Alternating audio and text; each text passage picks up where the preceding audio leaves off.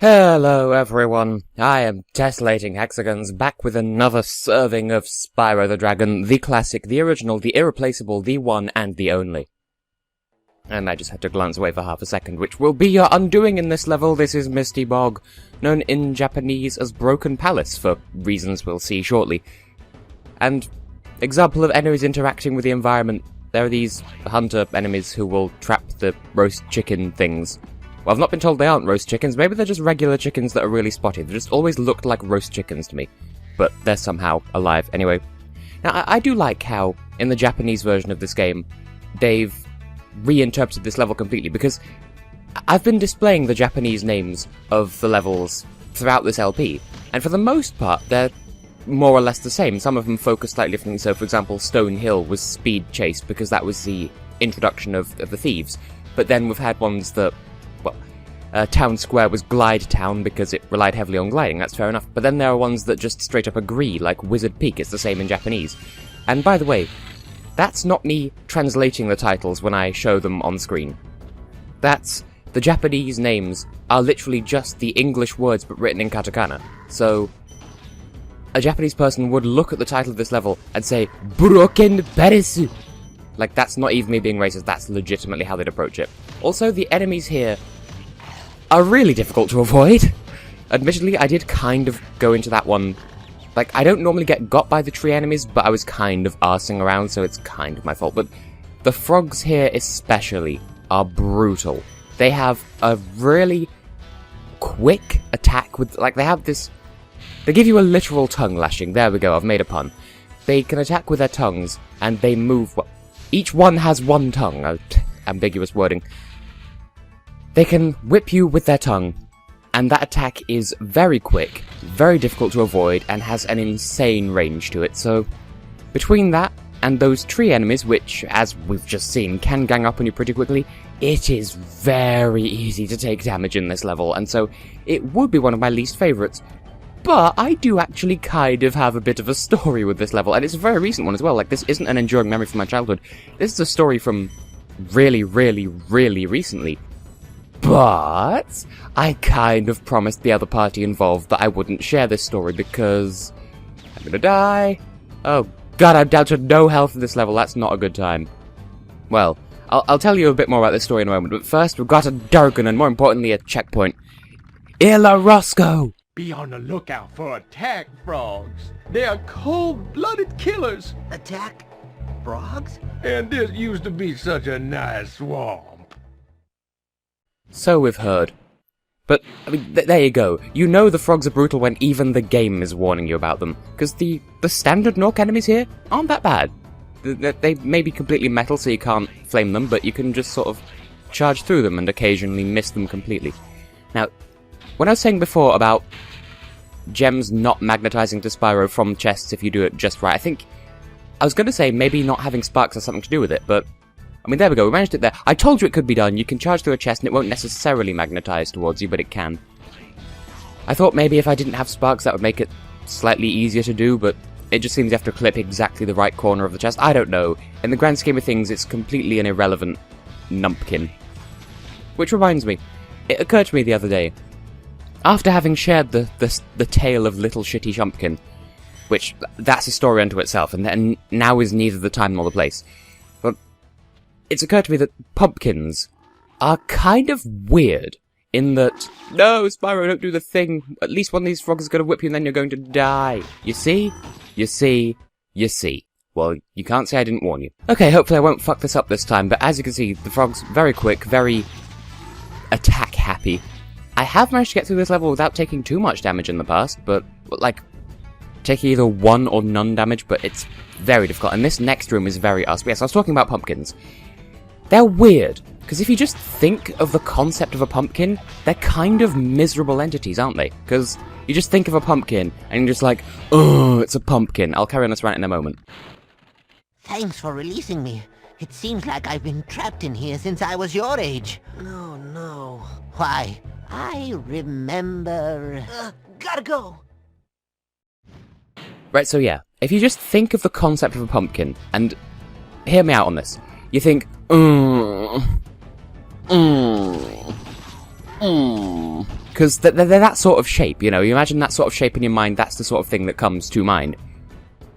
But if you see a pumpkin in person, they're such jolly little creatures, because the pumpkins, happy little pumpkin, happy little colours. And if you think of how they can be applied, so they're, you know, in pies and soups and things, again, they're not quite as miserable, because they're less and a bit more ooh. But then, there's the name Pumpkin, which is kind of fun. Like, it's a happy, silly name. As I said, it's kind of... You know what? The more I continue this rant, the higher I'm going to sound. So, I'm just gonna take this damage and run with it. But seriously, I have had better runs of this level, but I've had much worse runs of this level as well. It is very, very, very arse. And I defy you to come into this level... Well, okay. Anyone who's not played this game before, I defy you to come into this level completely blind and take no damage on your way through. And people who have played this game before, similar challenge, but you'll find it slightly easier, but not by anywhere near as much as you'd expect. Because you'll know what to expect, but it's still an arse of a time. Fortunately, whenever you hit a checkpoint, that saves which enemies have been defeated, so you don't have to re-defeat them. Although, you can still get pearls from enemies you... Right, okay. So, if you defeat an enemy, and then collect its gem, and then die, the enemy will respawn, but you've already got the gem, so it will respawn with a pearl inside instead, or occasionally a bit of health or an extra life. But if you defeat an enemy, and then hit a checkpoint, the enemy will stay dead for as long as you stay in this level. Now, we're actually approaching the part of the level that pertains to the story that I promised I wouldn't share earlier, but I don't know even how much detail I can go into when it comes to describing this story, because I promised to keep my lips sealed on the matter, but it's kind of... It's the one good memory I have with this level, and as I said, it's this year kind of recent. It's not even, like, late childhood, no, it's literally a couple of months ago recent, if that. I think it might even have been... No. It wasn't during the low percent run of this game, it was... I'll explain in a minute. Thank you for releasing me. Really? Come to think of it, I think it was while I was watching, of all people, I'm going to mention him again, Crystal Fisher, his playthrough of the Japanese version of this game that wasn't in, like, it was just a regular playthrough of the Japanese version rather than the getting all the dragonfly eggs run. Also, I think these warthogs can kill other enemies when they charge through them, so that certainly happened to that metal Nork just then, but maybe that applies to the frogs as well. I'd certainly hope so. Or I could just get hit by both, even better. But, yeah, so I was watching his LP of that, and he was in this level at the time, and I can't really say much more beyond I got a message from someone very close to me with something... You know what, I can't really talk about it, because if I stop here, then it sounds really fucking dubious, but if I tell the rest of the story, then I would be breaching my agreement with the other person involved, so a thing happened and happiness was had. There you go, I'll just leave it at that. So I do have fond memories of this level just because of that, and also the level after it, because in watching Crystal Fisher's LP, he did this level and went on to the level after it, and so this entire episode of the game I have good memories of, but enough about that. Baba! I'll tell you what to do with those creatures. Smash them, Spyro! Stamp them out and squish them and squash them! How about charge them and flame them? We are dragons after all. Oh, the sass is real. I feel like if I keep trying to tell this story, I'm going to accidentally say more than I mean to, or more than I promise to. Now, here's the broken palace aspect of the level, because I was saying before... I was saying before how some of the levels have really similar names in the Japanese version, so either they really focus on a gimmick of the level, so like Glide Town and Speed Chase, or they're just labels, they're really generic labels that identify what the levels are, and they kind of agree with the English version, so, you know, Wizard Peak, and there are others, but I just don't remember off the top of my head. Apart from the bosses, they have really adorable different names. But, no, Spyro, I didn't say to do that. No, ooh, God, the controls are... Why am I trying to blame the controls? They're being a bit more sensitive than usual. No, I didn't press X the second time, you fuck bucket! The point I was trying to get to is that I like how, in the case of this level, it's a completely normal sounding name. It's just that to get that name, they focused on a completely different aspect of the level from what the English version focused on. Pardon the cut there, I just had to deal with my nose, because it's funny, I've complained in the past how my nose only misbehaves when I'm live streaming, but in this case it's misbehaved on a recording as well, and I'm slightly peeved by that because I was full flow with my commentary. I should get a commentary tampon. Maybe the awkwardness of what I just said was tampon enough. Okay, that's just all flavors of strange. Now that I'm leaving the level, I like the fact that the focus there was, they still gave it a normal level name, but just based on a different thing, because the English version is like, oh, it's a bog that's misty, it's Misty Bog. But then, in the Japanese version, oh, well, there's ruins of some sort of palace, so we'll call it Broken Palace. I like that. I appreciate that. And on a slightly more Japanese-sounding name for a level, so in English, treetops. In Japanese, speed tree. Now this level, oh boy, this level. I'm not the biggest fan of it, personally, but I appreciate what it's going for. As you can tell, we've got these thieves, and you can't actually catch them until they get to their destination, because they have a set running route that... I'm saying they, because there's a red one as well, spoilers. So there are two routes through this level, and there are two thieves, one that goes along each route. And you can't actually... Like, the thieves are invincible, well, I don't know if they are. I think they're programmed so that there's no way you can catch up to them until they get to their destination, because the way they work is, they run through the level to show you where to go. Look, there's the red one, so we've completely lost the yellow one at this point. They run through the level to show you the route you're supposed to be taking, and then when they get to the end of their route, they reach a loop, and then they'll run around that running route instead. And as you can tell by the fact that they're not blue, and we've already collected all of the eggs in the game, they're not egg thieves, they just count as regular enemies, they've got gems inside them. But this, as we're about to find out, is the level that I've hyped up that is completely built around using the supercharge to get to ridiculous places. Maybe this track will say something about it, maybe not, I don't remember. Isaac! Or Isaac. Spyro, if you jump at the end of a supercharge ramp, you can really go far. I'm all over it. I was kind of hoping that I could get Misty Bog and this level done, and the next boss as well, all in this episode, but it's not looking likely. So this level, kind of arse in my opinion. Like, it's clever, but unless you know exactly what you're doing, you're not gonna have the best time here. Because... yeah, there are obvious jumps like that, where you have to jump off a supercharge ramp, go at a strange angle, get to where you're going. But what first-time players probably won't know is you have to use the same ramp to make multiple different jumps in multiple different directions that you may or may not be expecting. You have to curve around corners that you didn't even know were there. So, from an exploratory standpoint, it's actually pretty good, but you see, we don't have enough speed to get up to where the red thief is, because it's too high up. We can't jump up there from here, so we have to find a different route through the level, and jump off different supercharge ramps, stack up supercharges, jump at weird angles. Admittedly, having practiced it, it's not that hard. But if you're going in completely blind, you're going to have a very bad time. Fortunately, they are gracious enough to provide you with whirlwinds and a route that will allow you to backtrack through the level, because you see this spiral here. First of all, totally inconspicuous, totally doesn't look like a running track or anything, but there's a whirlwind here, and this brings us back up to the start of the level. So, I have to give them credit for the way this level is laid out geographically, like how everywhere interconnects in just the right way that it needs to, whilst also having these jumping courses, and you have to be clever and work out what goes where in order to do things, and I kind of want to go back and put the key in the chest, but no, we're on this route now. I should have dropped by this way first, because by the time you get to where the chest is, you have to commit to taking that route instead, and no.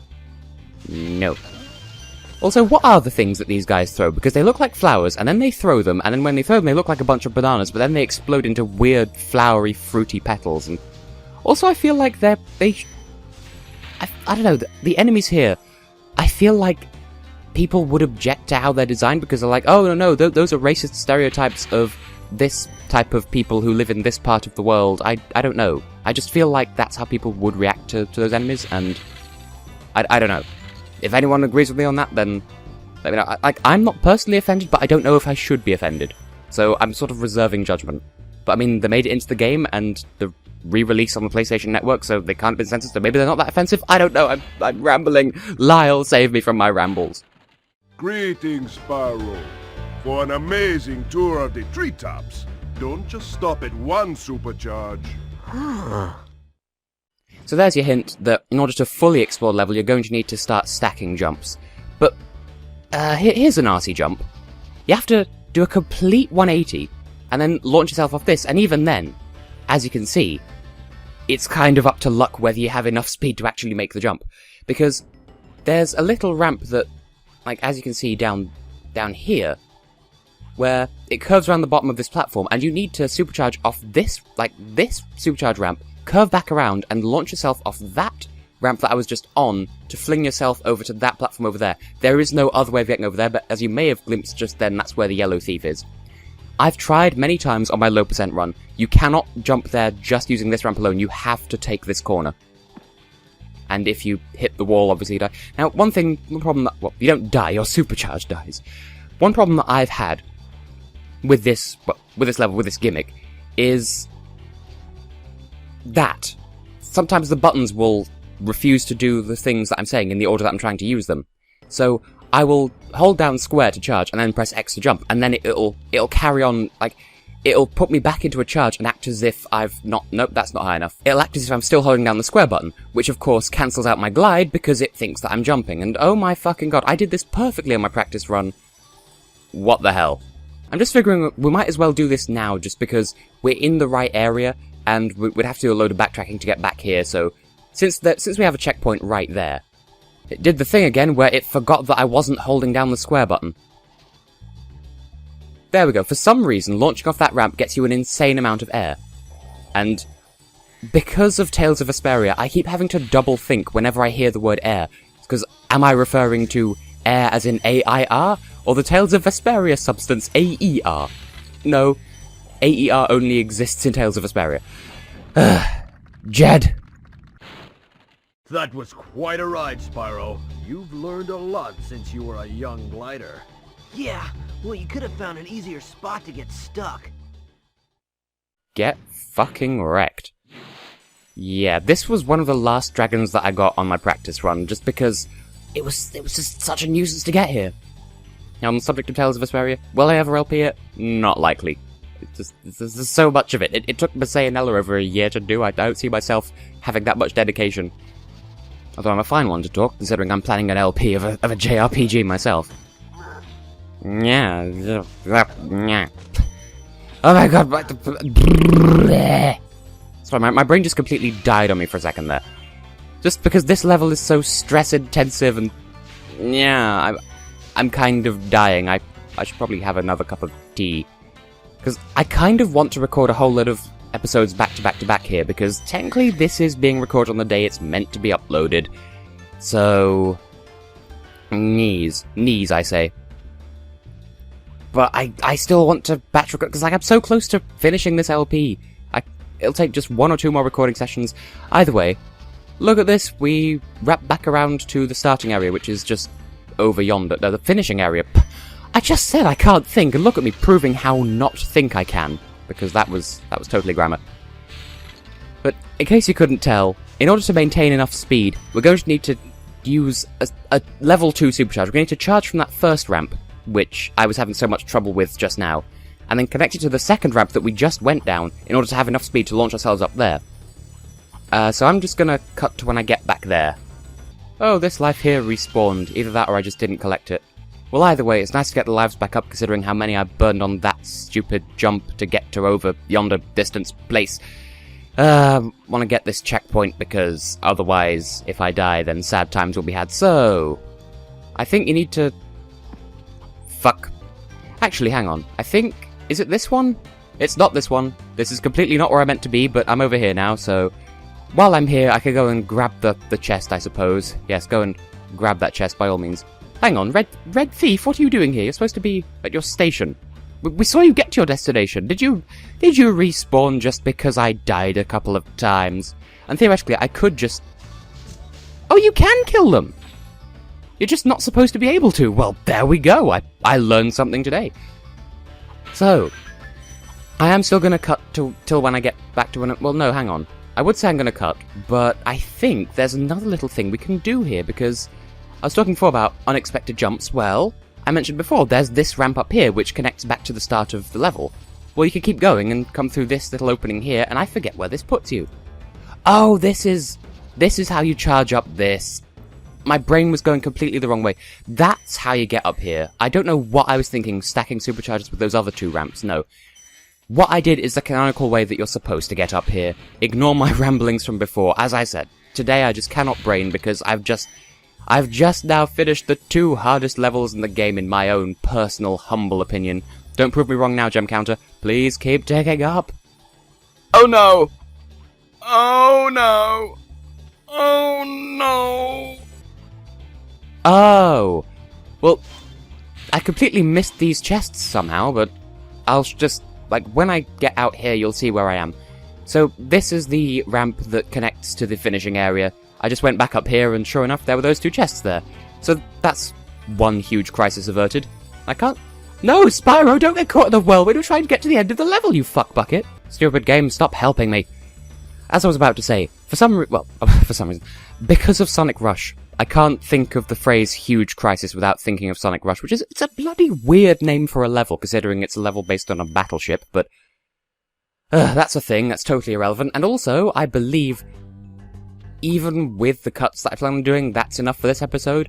So, I have been and will continue to be Tessellating Hexagons, and in the next episode of Classic Spyro the Dragon, we're going to take on the boss of the Beastmakers, Metalhead.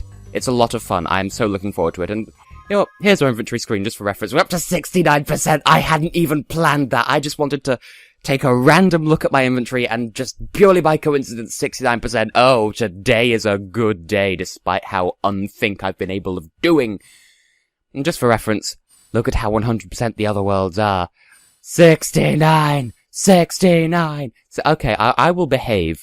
And I will see you in the next one. Have a nice life.